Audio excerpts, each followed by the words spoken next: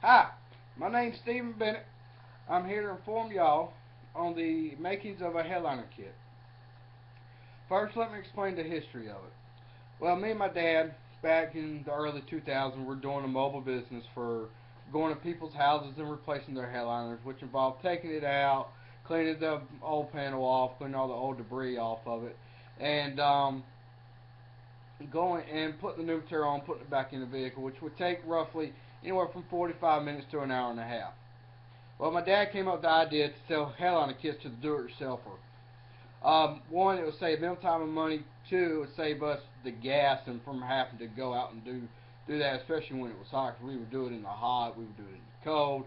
Um, the pretty much the basic principle behind it was to sell to the do-it-yourselfers because one, it's half the cost. Two, they didn't have to take their vehicles anywhere. They did it right there. They do it right there at their house. They do it right there in the garage, carport, on their shelter, or whatever.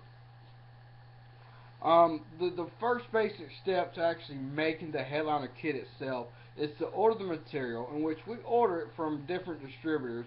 The 3 or 4 in the United States. They're all pretty much on the East Coast. Here's an example of a headline material that we order. We order the color depending on whatever the buyer selects on eBay, and what make and model it is, and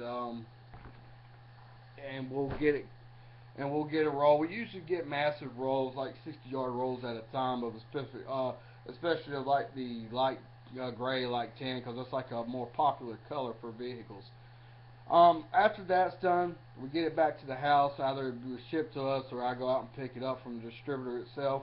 We'll roll it out of a roll like this, and we'll roll it out. Depends on what the size of the vehicle is. Like, say for example, you got a red cab Ford Ranger.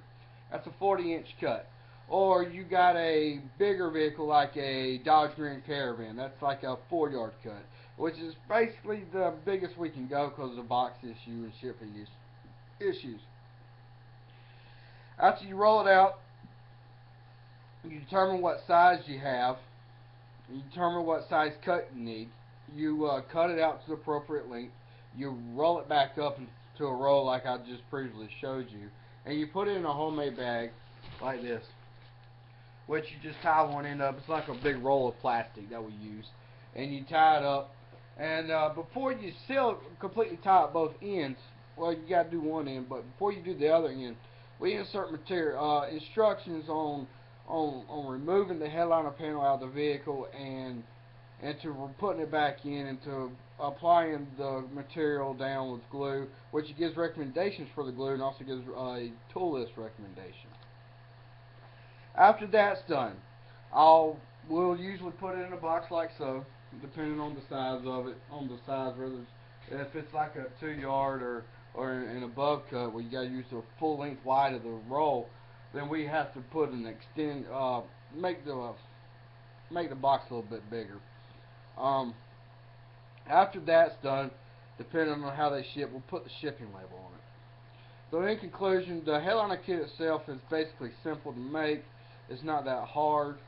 It's just a matter of getting the material in from the distributor, and determining what size vehicle the customer wants, and cutting it out, bagging it up, putting it in the box. I thank you for your time. Thank you for allowing me to inform you on the makings of the headliner kit. Thank you.